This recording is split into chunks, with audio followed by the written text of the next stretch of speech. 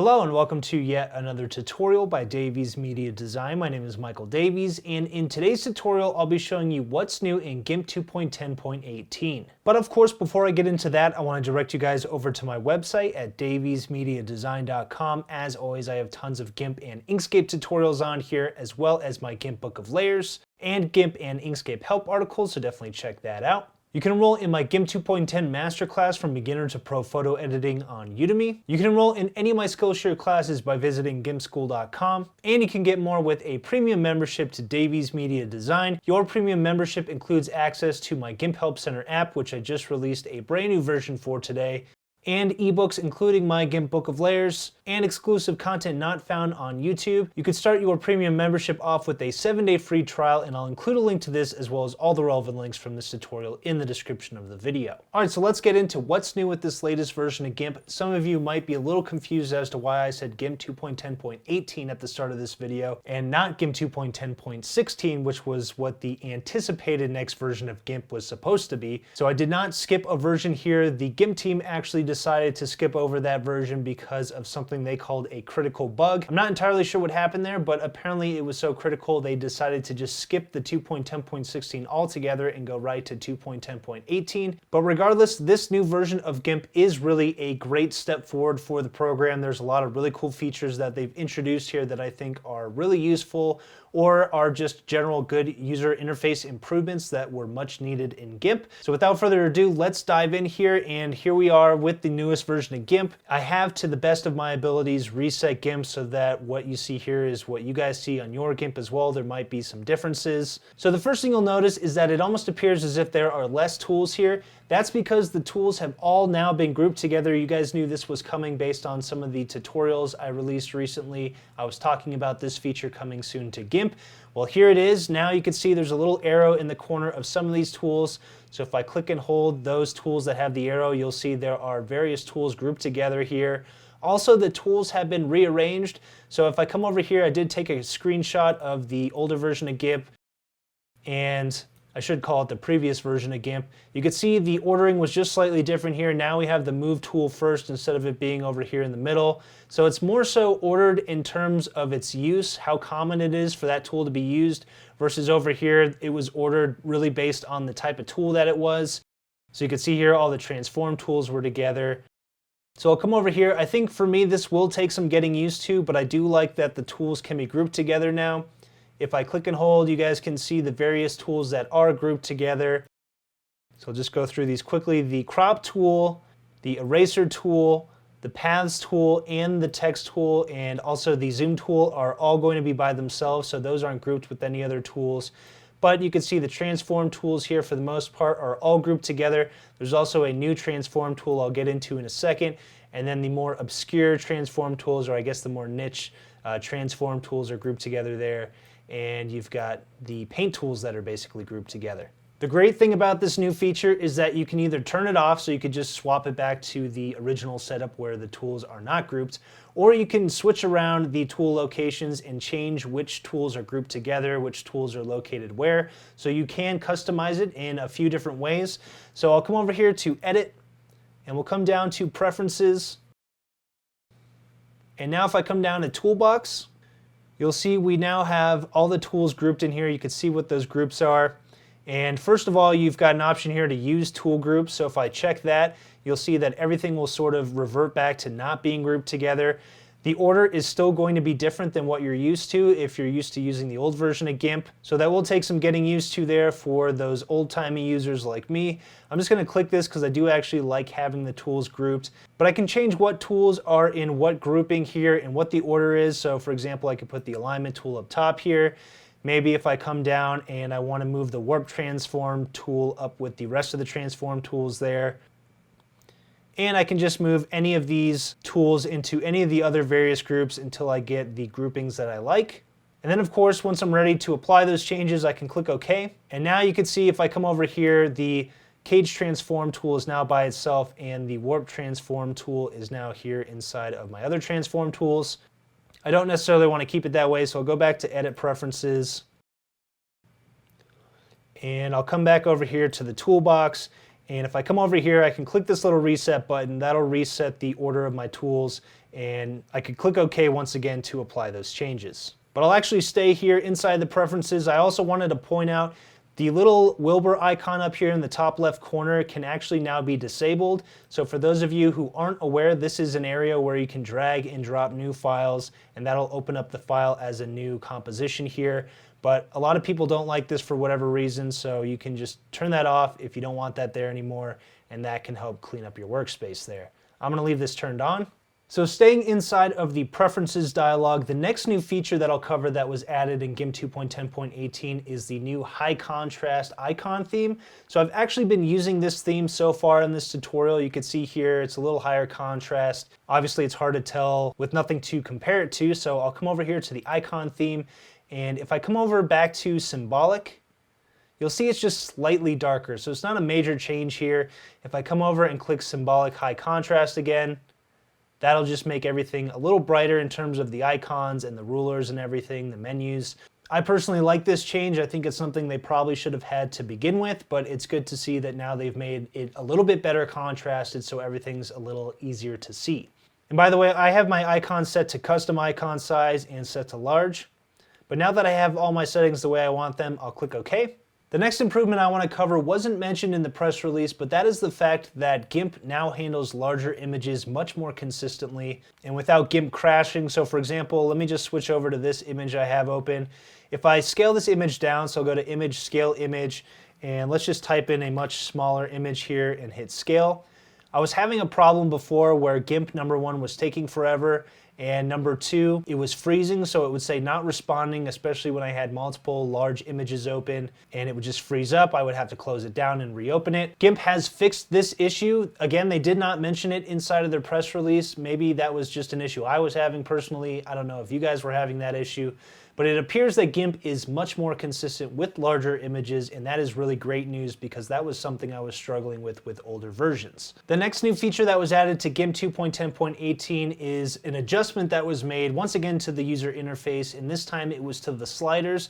So this is not only going to be an aesthetic adjustment that was made to the sliders, but it's also a functional adjustment, so you'll see why I say that in a second. So let me come back over to that image I was on originally. If I, for example, come over to Filters, Blur, Gaussian Blur, you guys will see that these sliders are now much smaller. So this is meant to just sort of declutter the user interface, make these look a little less clunky. So instead of having the sliders be huge and taking up a bunch of room, you know, having this dialog being much bigger, now it's a little bit more condensed. Additionally, there are a series of key modifiers that have been added to the sliders with your mouse and some shortcut keys. So these are going to allow you to perform multiple functions on these sliders themselves. So for example, of course, if I just left click on this and drag it, it's just going to randomly change this based on a predetermined increment. In my case, it happens to be 0.32 each time I just move my mouse to the right or the left. However, if I shift and then click on this and drag this, you'll see this will just make it drag in smaller increments, so now it's going up by about 0.03. On the other hand, if I hold Control and left click on this, it's going to drag it upwards by 10. So if I go to the left, it'll be downwards by 10. So that's going to be in larger increments. The same modifier keys will work using your mouse wheel. So for example, if I just use the mouse wheel by itself and I scroll down, it's going to change this by 1. So you can see this is a predetermined amount here. So it's either going up or down by 1 depending on which direction I scroll. If I hold the Shift key and scroll, you'll see it'll go down by 0.1. And same thing, if I scroll up, it'll go up by 0.1. And if I hold the Control key and do the same thing, you'll see it'll go up or down by 10. So those are just different key modifiers there. If I want to manually enter the value here now, instead of just clicking on that number like I used to do, you can see that's just going to match the slider here to wherever I click with my mouse pointer. Instead, if I click the middle mouse button, that'll then activate what's called the numerical input mode. So now I can use the arrows on my keyboard and then hit the backspace key and type in whatever I want. So I'll hit 20, hit the tab key, and because these are both locked together, they will change together, or I can unlock this. Now, if I click on this once with my middle mouse button, I can rearrange this to 15, And then if I click my middle mouse button on this second slider here, I can change this to something like 35, hit the enter key. So now we have different values here. So that's the numerical input mode. These key modifiers are going to apply to all of the sliders found throughout GIMP, so there are various filters and tool options that are going to have the sliders. So this will just open up some new options for you guys looking to speed up your workflow and just be able to, increase or decrease values in the sliders by various increments. So I'll just hit cancel here. That won't apply any of those blurs. The next new feature found in GIMP 2.10.18 is the blue highlight that's going to now be around the panel areas where you can drag and drop dockable dialogues. So for example, I want to drag some of these dialogues over here. I don't want any to be on this left side. So what I can do is click and drag on this dockable dialogue, and you can see when I drag it away from its position, there are now blue highlights here. And it's showing me that I can drag these anywhere where the blue highlight is shown, and of course that particular area that I'm hovered over will highlight. So if I release this, you'll see now this will put my dockable dialog on the right side of the toolbox, and I can do the same thing over here. So if the white lines show up here, that means it's going to be docked here with the rest of these tabs. And now also you'll see there is going to be the ability to navigate between the various tabs instead of having just a million different tabs squished together here. So that's another slight user interface improvement. But if I wanted to drag this over here to the left side, you'll see this will now highlight in blue. And when I release, that's where that will be docked now. And I'll just do the same for these. So you can see the blue highlight is showing up. If I wanted to put this new dockable dialog above the one I just created, I would drag it up here to the top until this blue line showed up here, like so. So now we have two different rows. On the other hand, if I wanted to drag this together with the tool options, just drag it until you get the white lines. And same thing here. I'll just keep these here for now as a demonstration. So now that these dialogues have been moved, you'll see that the next new feature is that this no longer shows a message when it's blank. The GIMP team was getting a lot of complaints that it looked kind of messy with that message there, so they just took it out entirely. So now this is totally blank, and I can of course squish the toolbox here to make it a little thinner, and you can see this is now a much cleaner user interface. All right, now it's time to get into the changes that have been made to the transform tools in this latest version of GIMP. And these changes are really pretty incredible in some instances, and in other instances just really useful. So I'll start with coming over here, and this is the Unified Transform tool. I'll click and hold and come over here to my Scale tool. So now we have the Scale tool here, and by the way, I really like that each one of these is now labeled here, much like it is over here in the Tools menu.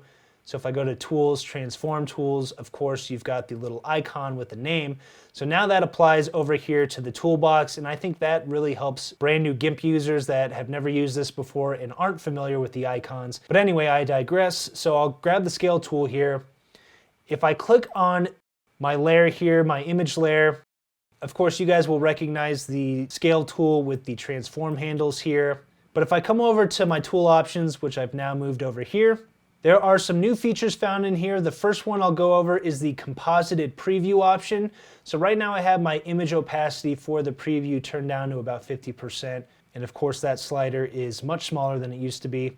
If I click the composited preview option, that'll actually turn off the image opacity here. So this is now 100%. I'll hold Control and zoom in. What this option does is it basically renders a high quality preview of the transformed image. So usually when you don't have that option turned on, it's going to be a slightly lower quality preview. And in some instances, it can be hard to tell what the final scaled image will look like. In GIMP, that's kind of important because each time you transform an image, it does typically lose quality. I do have an entire tutorial dedicated to that subject, but this allows you to see a rendered preview that's going to be truer to what the final transform result is going to look like when it's at full quality. So of course, if you have a slower computer, this may not be the best option for you to turn on. Otherwise, it will help you just see what your images look like before you apply your scaling. So I'll just show you real quick. If I turn this off, and let's just turn the image opacity up to 100. It's kind of hard to tell, but the preview of the scaled image is just going to be slightly lower quality. You could see it a little bit better if I scale this down a bit more. And let me actually just go even smaller here. So without it turned on, with it turned on. So this is a bit more true to how this will look. Because it's scaled down so much, it does lose a lot of quality. So if I turn this off, you'll see it almost looks like nothing is going to happen to this image. So it's not quite as true there. So that just gives you a better idea of what your transform image will look like. So I'm actually just going to hit reset here and exit out of this. I'll hold Control and zoom out. You may have noticed when I checked this option, a couple of other options showed up. The first one here is actually really cool. It is the preview linked items option. So for those of you who have watched my other tutorials, you may have seen me link objects together with the transform lock feature and then transform all of those objects together. The issue with that feature before was that you can only see the active layer you were transforming and not all the other layers that were transformed along with it. This option here allows you to see all of the layers that are transform locked together, transformed at the same time. I'll show you in a second if you're confused. So let me start by coming over here to the layers panel and I'll create a new layer. And I will just stick with the name circle here. I'll fill it with transparency and click OK. And by the way, I can just increase these panels here so it's a little bit easier to see the icons down there. But now I'll come over here and let's grab the ellipse select tool. I'm going to draw a circle here, holding Control and Shift to draw a perfect circle that draws from the center. And I'll hit Shift B to grab my bucket fill tool. And I'll just fill in this circle here with my foreground color, which is black. And by the way, I do want to note that the foreground and background colors now have double outlines around them. So they're a little easier to see when you're using a dark theme. So that's just a minor adjustment the GIMP team made. So I filled this circle in. I'll hit Control Shift A to deselect that. Let's say now I want to transform both of these. So this is where the transform lock comes in. I'll come over here and click this icon here next to the show hide icon. So these are now locked together. That means whatever transformation I apply to one of these layers will also apply to the other one. So now if I come back and grab my scale tool, and right now my active layer is the circle layer. So if I click on the circle layer here with the scale tool, and let me just for now uncheck the preview linked items option here. So previously without that option, if I scale this down, you'll see it only showed me what was going to happen to the circle layer, even though these two layers will both be transformed.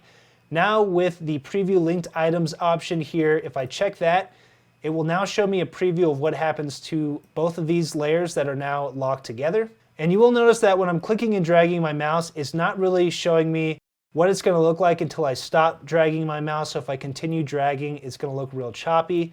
The next option here is synchronous preview. So when I check that option, it's going to just live preview as I drag my mouse. So you can see it can be a bit slower because your computer is working a bit harder. But this is showing you in real time what's happening to both layers as you are transforming them, and that's what the synchronous preview option does. So now when I hit scale, both of these layers have now been transformed together. I'll just say Control Z to undo that. So that was just one of the transform tools in action with those new tool options. Those tool options are going to be available in pretty much all of the transform tools found in GIMP 2.10.18. All right, so I'm just going to exit out of this image here, and I'll just discard the changes. So we'll come over here to the other image I was working on earlier. So the next new feature found in this latest version of GIMP also has to do with the transform tools, except this time it's going to apply whenever you have a layer mask on your layer. So let's say I'm on my layer here and I'll click to create a new layer mask, and I'll just give this a white layer mask.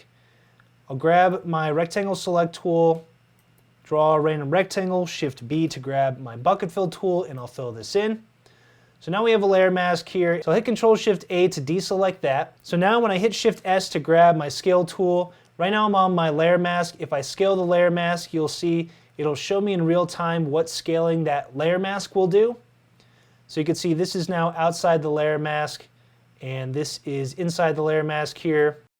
So let me just reset that. On the other hand, if I come over and click on my image and I scale the image, this will now show me in real time what my scaled layer with the layer mask on it will look like, because this is going to scale both of these.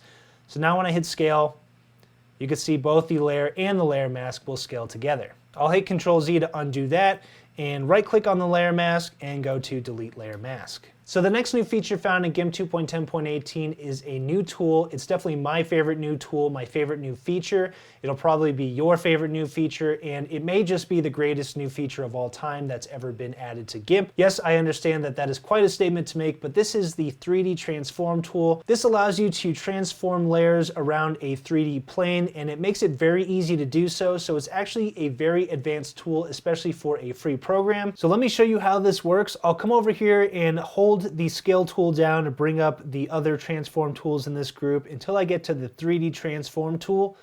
And when I click on my image, that's going to bring up the 3D transform dialog box here. So we have three different tabs. We have the vanishing point. That's going to basically be the center of our perspective here. So you can see it has a little camera icon, almost like this is the camera from our viewpoint. And you can change the values X and Y manually here. And you can also come up top here and change the units that you're using in order to determine the vanishing point. I'm not going to get too much into the details of this tool, but now I'm going to come over here. You also have the offset option. So this allows you to change how your image is offset based on that vanishing point. So you have X and Y values, but because this is a 3D tool, you also have the Z axis or the Z value here. So if I type in 500, for example, that'll make the photo go further away from us. And if I put a negative value there, hit the enter key, that'll bring the image closer towards us. I'll hit the reset button. And the third tab is the angle tab. So I can change just the X value here. So that'll rotate this around the X axis. Then we have the Y axis here, and then we have Z. So we can rotate that around the Z axis. I'll hit reset. I can also just use my mouse. And you can see that if I click and drag my mouse on this, it's going to rotate my image around that 3D plane, and you can see the three axes adjusting their values as I move my mouse. You can also change where the rotation is happening. So right now it's happening towards the center of the image, as you can see here. But we could change where that rotation point is going to be. And so in that case, it was the upper left. Now we can do the upper right, or we can do the middle left. So you can see you could just change the various points on your image where you can rotate around with this 3D transform tool. So keeping this here, we also have some options over in the tool options. So let me uncheck this option here. The first option is the unified interaction. This is basically like the unified transform tool where you have multiple transformation tools in the same tool. So for example, if I hover my mouse over the center portion of the image, that's going to be the offset tool there. So you can see now we can offset this based on the angle that we have set up as well as the vanishing point there. But if I move my mouse outside the image, now we have that angle tool so we can rotate this. Again, the rotation point is still right here on the left center of the image. We can always change that to the middle. And finally, with this unified interaction option selected, I can change my vanishing point. So you can see that as I adjust that vanishing point, it's changing how that image is looking there. And then moving on, we've got constrain axis, Z axis, and local frame. Constrain axis is going to work when this is checked or when you hold the shift key. And let me actually uncheck the unified interaction option. I'll come over to offset. So when I hold the shift key, if I move this left to right, it's going to constrain this to the X axis. You can see that axis over here changing as I do that. Or if I go shift and then go up and down, you can see that will constrain the Y axis. So that's only moving this image along the Y-axis. So you're probably asking yourself, what if I want to constrain it to the Z-axis? That's going to be the next key modifier. So the control key will constrain this to the Z-axis. And then if I hold control and move my mouse upwards, you'll see that'll move the image back. And if I hold control and I move my mouse downwards, it'll move the image towards us. So that is constraining it to the Z-axis. Finally, the local frame is going to lock this into our vanishing point we have set up, whatever our frame of reference is. So with that option checked here, now if I come over to my offset tool here and I move this around, you'll see that's going to keep this on the frame of reference that we're at. In other words, we're at this perspective right now where we're kind of lower and we're off to the side of the image. That's our frame of reference. And by having that option checked here, it's keeping us at that frame of reference. So I'll hit transform. And there's our image with the 3D transform. The next new feature found in GIMP 2.10.18 is an improvement to the brushes. So first of all, they have increased the refresh rate of the brush head as you're painting in GIMP. So if I come over here and grab my paintbrush from my toolbox here, and let's give this a pretty decent size for our brush. And I have the color black set here. If I paint, you'll see it's a lot smoother than it used to be. And even if I'm not painting, if I'm just moving this around, it's a lot less choppier than it used to be. I'll hit Control Z to undo this. So painting is way smoother with the paint tools. This doesn't just apply to the paintbrush. It's anything really that's going to use a brush head. Additionally, they have sped up the stamp rate of the airbrush tool. So let me come over back to the paint tools here and I'll grab the airbrush. The stamp rate for the airbrush tool has been increased from 15 stamps per second to now a maximum of 60 stamps per second. And what this means is that when you're painting with the airbrush here, let's say we turn the rate all the way down, and I'm just going to draw a quick V here to demonstrate. Now when I turn the rate all the way up, if I draw another V, you'll see the V will be darker. And if we decrease the flow as well, let's draw a V over here, and then now we increase the flow, draw a V, you can see how much darker that is. This should allow for more precise increments when you're adjusting the rate and flow of your airbrush tool, which means higher quality results, as well as allowing for the airbrush tool to actually work the way it was intended to work. The next new feature found in GIMP 2.10.18 is something called Kaleidoscope, found in the mandala symmetry painting mode. So I actually have this open over here already, but you can open it by going to Windows, Dockable Dialogues, and come over here to Symmetry Painting. So now let's come over here and we'll change this to mandala. You'll see this will divide your image up into 4 by default. And let me switch over here from the airbrush to the paintbrush, and I'll just increase the size a little bit of the paintbrush. So hit Control Z. Let's also switch this to black. So if I just draw some random shapes, you can see what the mandala mode is doing here. I'll hit Control Z. So for example, let's just do a random, almost like lightning bolt shape. I'll hit Control Z. Let me come over here now and check the kaleidoscope option, and let's do that lightning bolt again. So you can see now it's just slightly different. It's creating this kaleidoscopic effect, and it does this by using both rotation and reflection, so it combines those two transformations, and that's how you get that sort of kaleidoscope look. And you can see we can bring it in the center here, and you can do all sorts of things with that. So now I'll just come over here and switch this to none to turn that off, and we can close this tab out. So moving on to the next new feature, this one has to do with floating selection layers, and it's a little bit complicated, so let me demonstrate here in GIMP. So I have a composition open here. This one has 4 different layers in it. Let's say I want to copy this layer, for example, so I'll hit Control C with the yellow circle layer selected there. And I'll come over here and hit Control V. That'll paste this as a floating selection layer. You'll see when that happens, down here we have some icons highlighted. We have the create a new layer option that'll add this to a new layer. We also have the option to anchor this down to the layer below. So there's an anchor icon, and we can delete this if we want to get rid of it. But this anchor icon actually was not here before. It'll only show up if you have a floating selection here. So if I anchor this down, you'll see now this turns into a merge down icon. So let me come back over here to this composition. I want to demonstrate the new functionality that's been added to this merge down icon. So this feature has been available for quite some time now, but now they have added some key modifiers to this. So in order to fully demonstrate this, I'm just going to create a couple layer groups. I'll drag this layer group down here, and let's just randomly add these layers into the layer groups. So I have 2 layer groups here. So the first key modifier, if I hover over the merge icon, is to hold the shift key, and that's going to merge the layer group's layers into one normal layer.